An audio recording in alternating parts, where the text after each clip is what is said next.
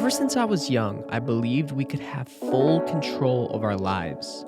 This includes everything from success to health. I truly believe deep down we could heal 100% naturally when we learned how to change our energy and in turns change our lives. This deep-rooted belief has taken me down the wildest road. What if everyone had the ability to become supernatural? To defy what we thought was possible? To take complete control of our bodies and minds and become our own alchemist? In the last 3 years, a man named Wim Hof, aka the Iceman, has been on my radar. Wim Hof has defied logic numerous times. This man has climbed Mount Everest in only his shorts, has been injected with an infectious E. coli bacteria that proved we can take control of our autonomous nervous system. He raised his core temperature while being submerged in an ice bath for nearly 2 hours, ran a full marathon in the desert without drinking water, and so much more. He has opened the eyes of many scientists around the world, literally changing the way the textbooks have been written. But according to Wim Hof, anybody has this ability. We can all take control of our lives, and all we need is the know-how and the spirit in order to do so. So I had to find out for myself. All right, Wim Hof. Yes, that's me. That's The me. legendary Iceman. Legendary. Wow. This guy. That promises something. Before anything, man, I just want to acknowledge you and thank you for this wonderful week. It's been so humbling.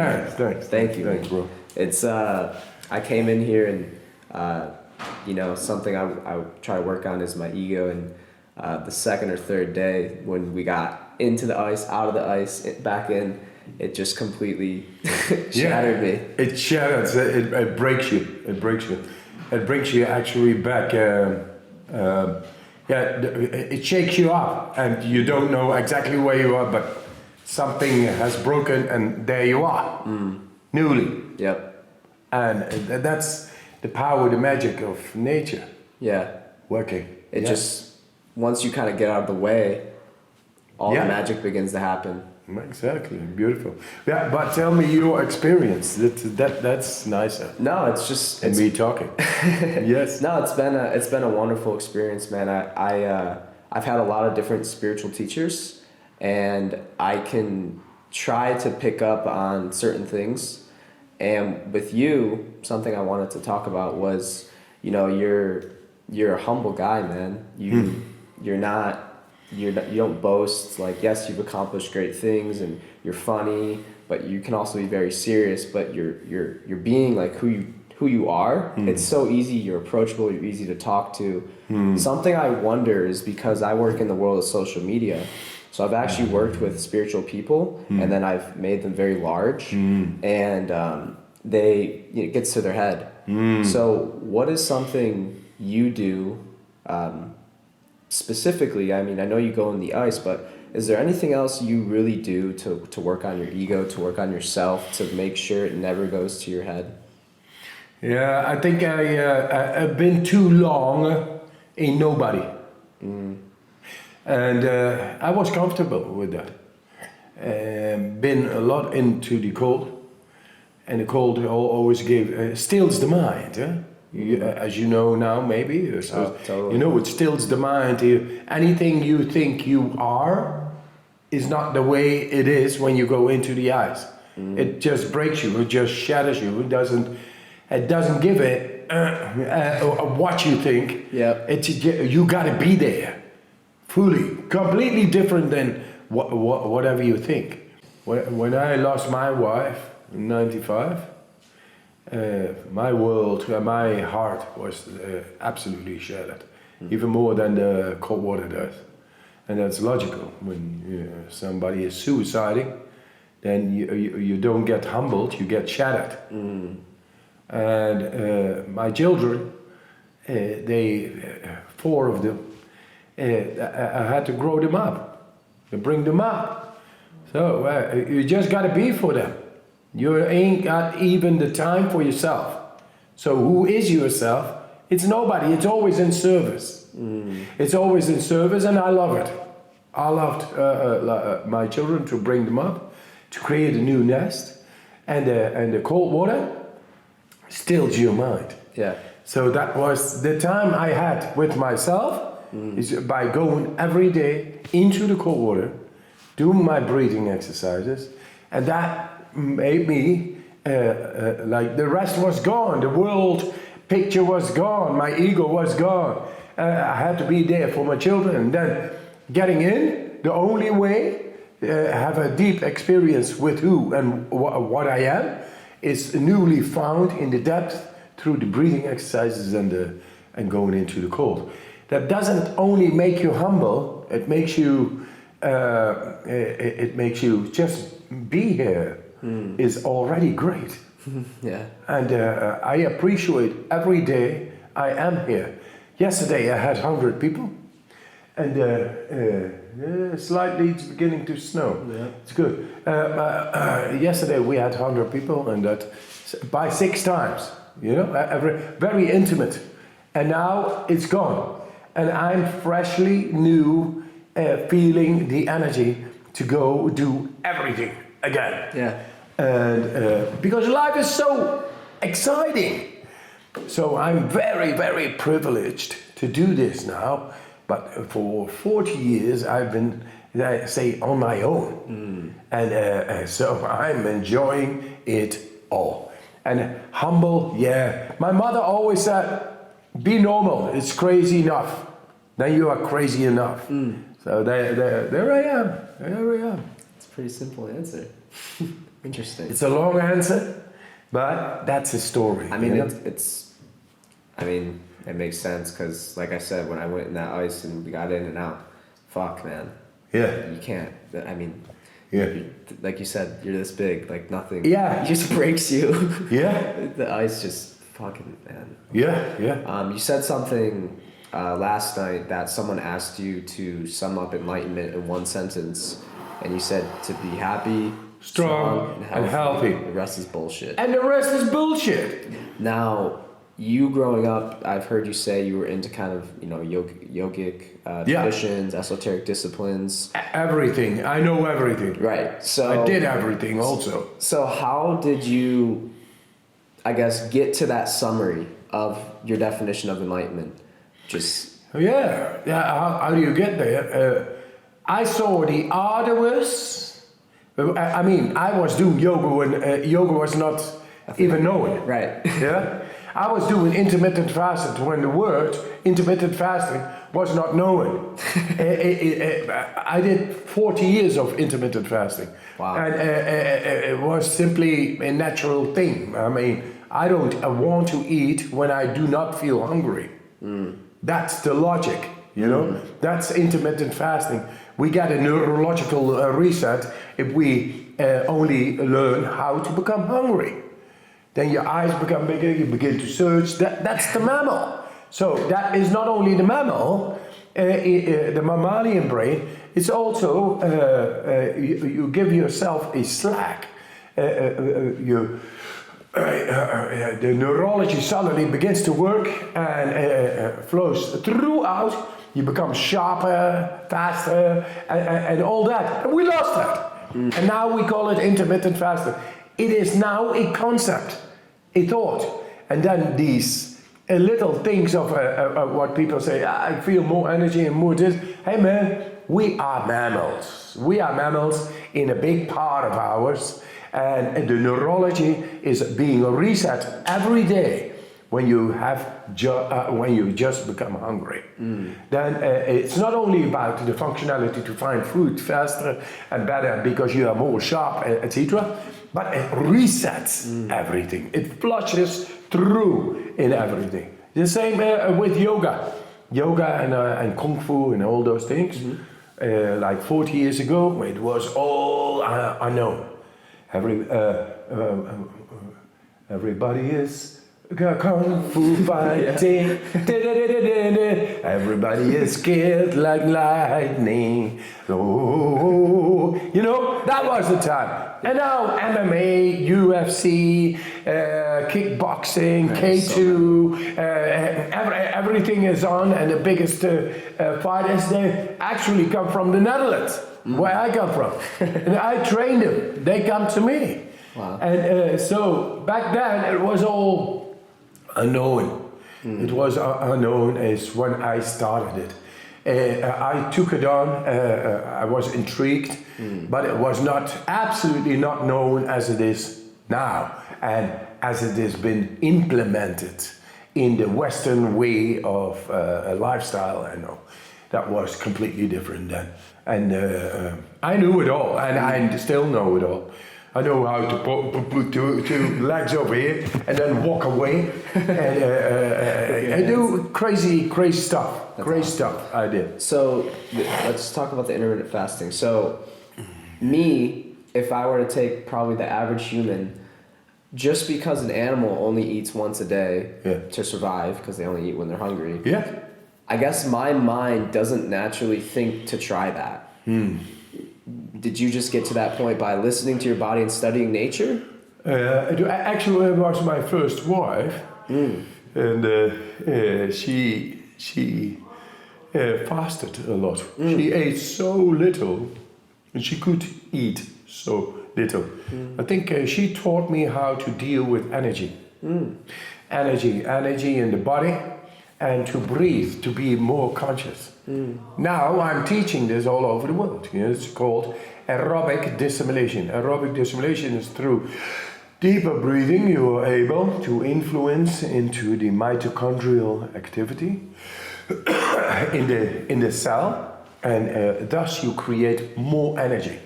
That before was not known, but I think I got it off her. Because I've been, at a certain moment, I was not eating for a month. An entire month? Yeah, entire month. Wow. And feeling great. Right. Feeling great. So it's not starving, it's feeling great. It's making use of your consciousness. Yeah. I mean, we are, in the end, not animals anymore. We are animals plus consciousness, human consciousness.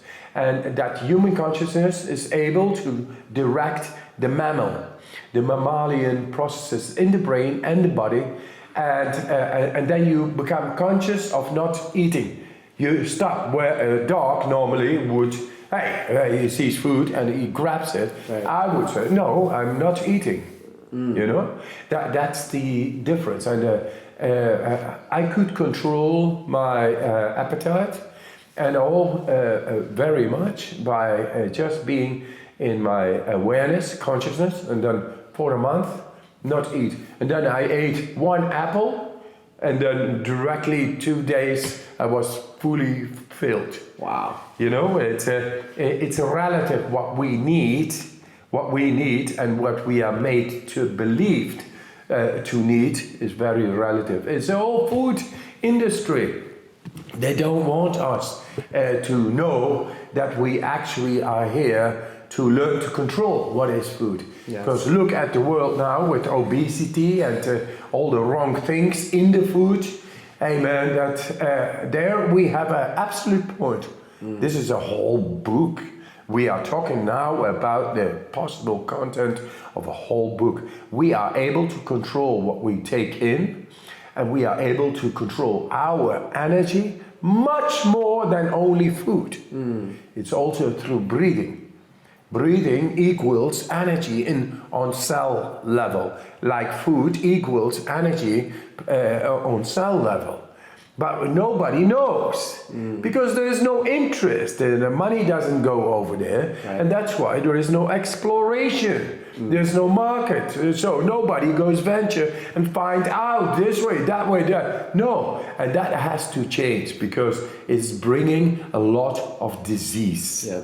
And that consciousness needs to change. Yeah. So the consciousness of those people who are, say, with obesity and alike, diabetes and all that, man, when it's gonna stop? Yeah. When we can now embrace knowledge through biochemical devices, measurement devices, to see what is going on, how we are able to produce energy in different ways.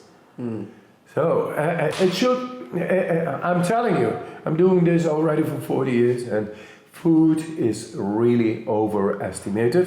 Yeah. It's the money that makes them advertising and brainwashing our minds, and look where we got. Right. And it has to stop. It has to stop, guys.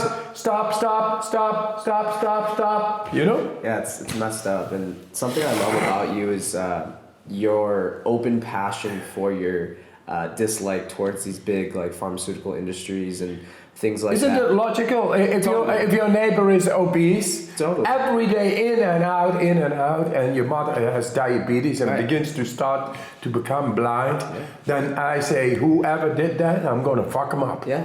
I mean, If I have the means to do that, I'm going to send it back what he has sent it out.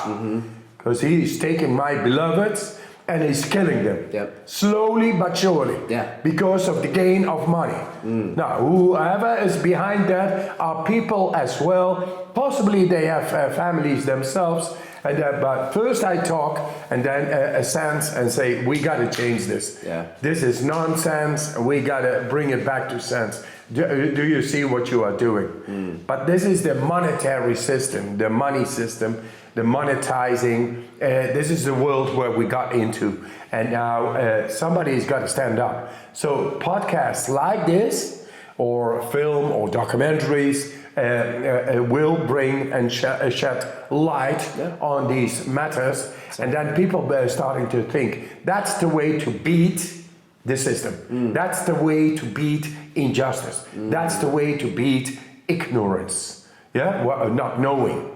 And nobody has the fault. It's just a monetizing system, but the nonsense needs to stop. yeah. Here it is.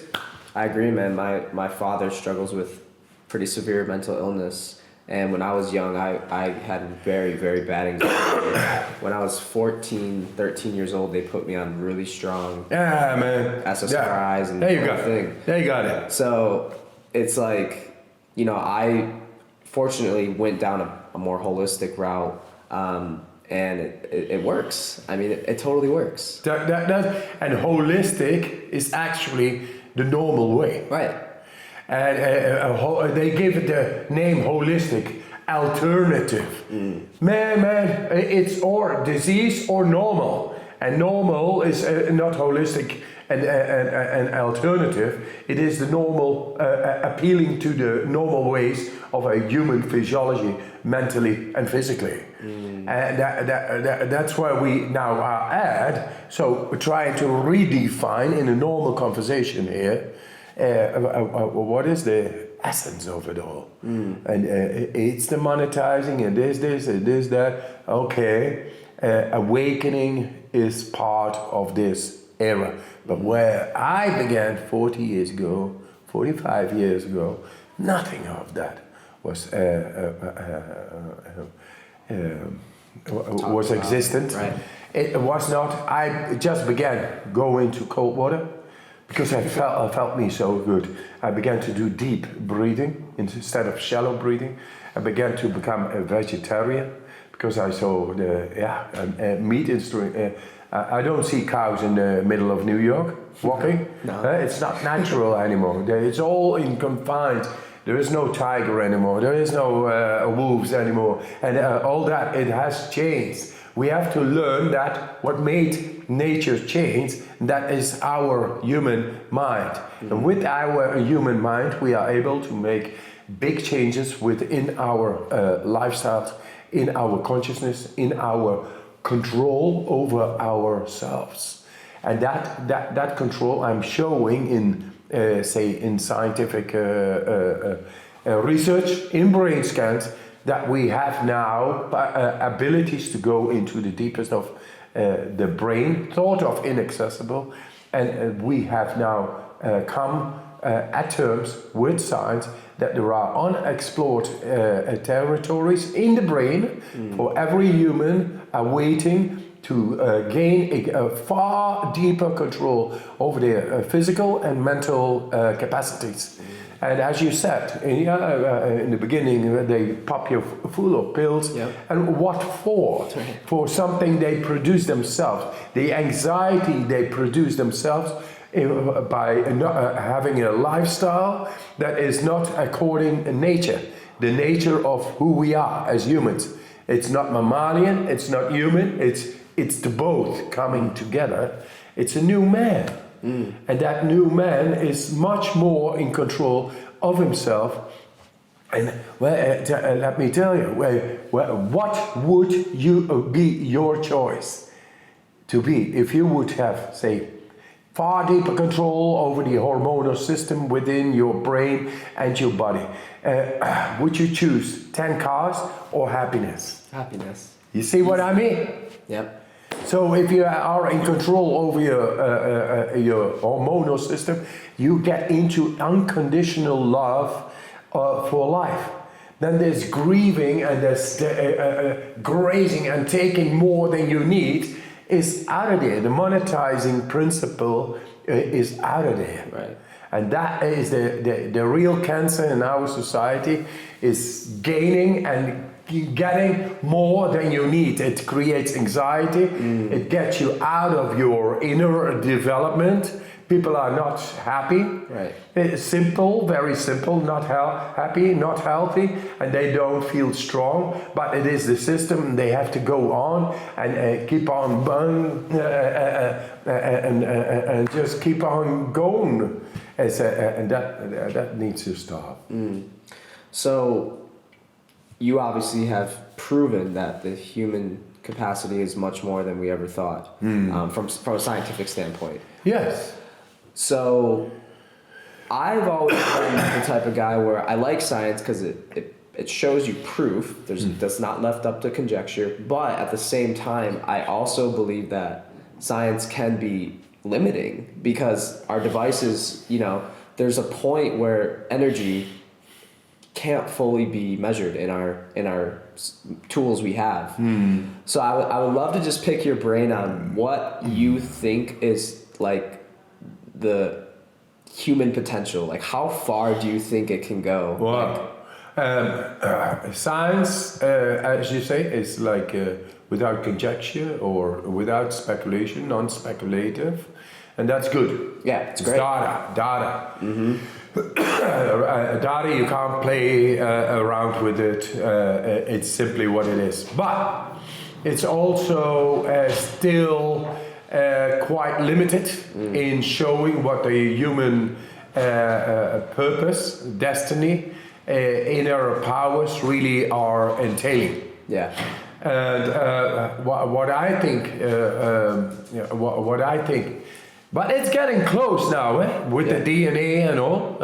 And I'm into those studies now. Yeah. And then I will get into the building blocks. And end of next month, we get the results. Nice. With the San Francisco UCSF. Amazing top research on the DNA.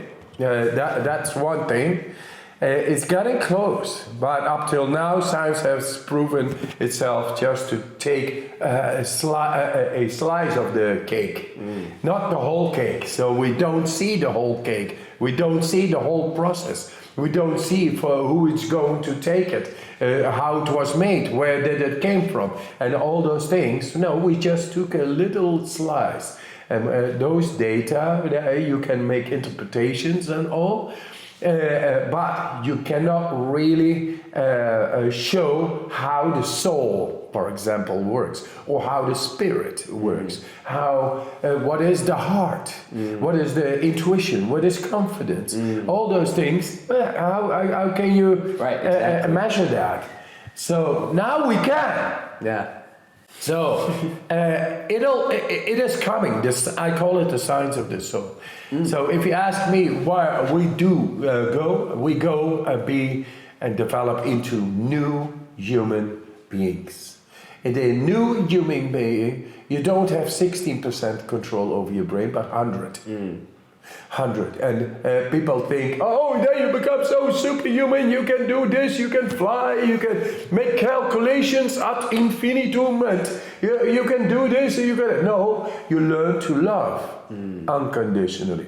Why? Live the life partially in anxiety and partially pressed and pressurized and driven to do this and that and I have to do this. And with this sort, when you feel love for a woman, say, or a man, or whatever, you know, as a woman for a man, or man for a man, whatever that is, if you feel love, then you fly. And that to the most intelligent way to use your own brain, your own mind, is to be in love. When you are in love, you don't need all these things. You fly. And then you enter in a different consciousness. It's true. And that different consciousness is so much more interesting and exciting. We only experience that with if we get our hormones scared up because there's an opposite sex partner going on. But that is only a little part of this consciousness. That is the physical drive you feel. But if you go and look at the mental part on long term, then you get then you begin to explore, and then whatever you take in ayahuasca or all these drugs, and you see visions. Wow, you see it then, right? And that's where we will go. Okay, that's where we will go, and then venture and. It's going to be an amazing. We are into the threshold of the power of the mind. From 16% to 100 means not that you become so much more intelligent. You become far more than just much more intelligent. This system is going to break down. It's going to collapse like any other system in the past. With the Egyptians and the Mayas and this system is gonna. It had his end. It's playroom and play space and play time. It's done in the evolutionary time schedule. This is just very little what we have done with the industrialization and sodomizing the planet, exploiting it, becoming insensitive, and all that. That is going to stop. That is like a birth, a delivery. And the delivery is always a little bit difficult. But then the new consciousness will come. And the new consciousness is amazing. It's going to be far more than we are able to conceptualize. It is feeling. Deep feeling. And that deep feeling makes... A dolphin has twice our brain, or 3 times. It's because of the feeling, the echo, the different neural destinies for the brain. And they are able to do crazy stuff we don't perceive. And they can. And the dolphin brain, I've been talking to the authority, Lacey, it was Casey or Lacey, she is a New York Times bestseller. On the dolphin brain, she came to Iceland to interview me, and it is very much related to the limbic system. Limbic system is the mammalia, just taking care of everything, unconditional love. That is going to grow. That is going to grow, and with that you enter in a different consciousness, different dimensions, and it's for us to explore. But it's like a child being very, very excited, and you have no worries anymore. It's completely gone. The worries are completely gone. You go like a dolphin everywhere. You jump out, and because you're so exhilarated about everything. So the consciousness you're saying, is it this new consciousness on the rise? You're talking a lot about the heart and love. Yes. Is it necessarily coming from the brain, or is it actually coming literally from our heart? Yeah, because there's this new research on heart intelligence. Literally, it comes from the heart. There's 3 times more neurological traffic No activity coming from the heart to the brain, then from the brain to the heart. That's one. We, with our brain, with our whatever we have learned, the patriarchal domination kind of way of thinking, colonizing the world and taking over the world, and all that is blocking the neural activity coming from the heart. So no connection. Yeah, and so we become insensitive. And very well done. And you become like a half a robot. Cold, yeah. Yeah, you become cold. Yeah, it's simply what it is. If you don't make use of the river, which is actually flowing in you, how are you going to feed all these flowers, the gardens you got? You are just in a little tiny flat with a little couple of flowers there, and that's it. While your terrain is much bigger, but you don't make use of it. And that life force is coming from the heart. So learn to open up the heart. What I say, like what you said in the beginning, just be happy, strong, and healthy. Happiness comes from the right neural activity igniting in our brain. Then dopamine is being activated in abundance. That's happiness. Now, health. What is health? If you don't block life, then you have no anxiety. You have no suppression, and within it's creating stress. That's health. It's already there. And what is strength? Strength comes from the heart. It's power. Hey, if you are in love, you lift up a car. I don't know what you do, but you don't think you do. It's true. Very interesting, because I know you have so much wisdom, so much, but you keep it so simple. Because what this sounds like to me is a lot like, the chakra system. Working through, the heart center, heart chakra, or whatever. So do you even care to talk about those subjects, or you kind of just have learned that it overcomplicates things? And that's exactly what I earlier met in my life. Those esoteric disciplines. Because I'm very into that stuff, so I'm just curious. Egyptians, pineal glands, all that stuff. It's been talked about a lot, and if they talked about the Muladharas, Svadhisthana, Manipuraka, Agya, Sahasrara, the ways of the chakras through the Ida Pingalas and the Susumna, and get the Kundalini up and all. And then through these elements, the Prithivi, Jala, Tejas, Vaju, Antakarana, and all those things, I learned those Sanskrit things, and I even learned Sanskrit, how to read and write. And so you were, but it was all very distanced. Yeah. I know my stuff. I know you know your stuff. I could just tell when you talk about it. It's so casual. Oh yeah, easy does it. If aham sarvasya prabhava mata savam pravartate iti matva bhajantamam buddha bhava samanvita hama jatagata prahne bodhyanta parasparam katyantas cha mam nityam tusyanti cha ramanti cha. Tesam satata yukta nambachatam pritipurvakam dharmi bodhi yogam tam yenamam upiyanti te tesam evanu kampardam ahamma kyanadam tamaha nasyamya maba vastok yana dipena basvata.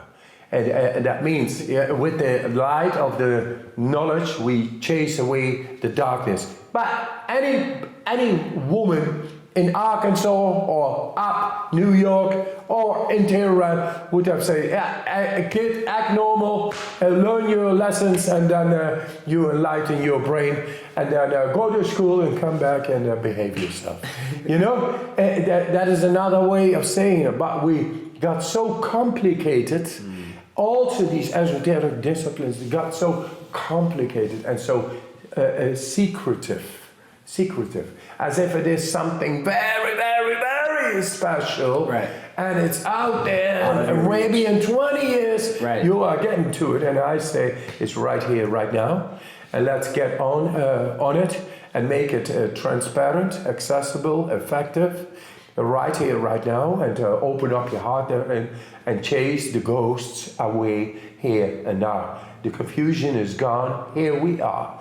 And now we are able to enter into this new consciousness, perception, neurology, which is physical.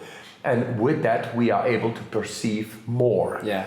And then all these contemporary problems like depression, confusion, ignorance, and not having confidence, then autoimmune diseases and even cancer, all these things, they fade away because you open up in your heart, you feel it coming, and it was always there. Right. It's always there. That is the purpose of conversations like this. Wow. To first get into it, and then to say you don't need to get into it to be here. Right. Because here it is, and you don't need to do all this to find that it was always there. That's, I mean, great way to end this. That was just beautiful because you don't need to go searching for everything. It's so simple, and that's what I love about this. I go Just be happy, strong, and healthy. Right. That's it. That's it, and become it. And you know what? A very good conversation. This. Yeah. I can tell. Yeah. And I love it too. I love it too because we are touching very complicated matters, and then we get out of it, and we feel okay. Then the existent paradigm of the past is still playing parts with us. Right. And it goes, but that cannot be that way. I have to become a doctor. I have to gain so much money. And all that is all gonna fade away. It is actually a paradigm of neurology, eating, devouring your energy right now, while it could be transformed in just being. Just being. A person, we need to do Zen. I had a T-shirt of Zen this morning. I thought, but I'm not going to confuse nobody. I got that T-shirt yesterday of a Zen master who was here present as well, and he gave it to me. And I thought, no, I don't want Zen. I don't want etiquettes, labels, whatever. I don't need that. Here I am. I want to show that the old paradigm it is gone. It is transitional, and here we are without fear, like a crab without shield. Yep. And we are here vulnerable, and that is amazing. That is beautiful. But we are going to be very strong. Oh yes. Yes. Thank you, brother. Yeah. Last thing. Yeah. We got to give a shout out to the Wolfpack. What did you think of the guys? That stand. The Wolfpack. Yeah, great. I got this great. 2 years ago, 3 years ago. No, in Spain it was a guy who gave me a poem, sort of poem story. It's a long time I've been a lone wolf, but now you look around and you see a very ferocious pack. Shaped up of wolves who will bring those who brought such a long time injustice and suppression.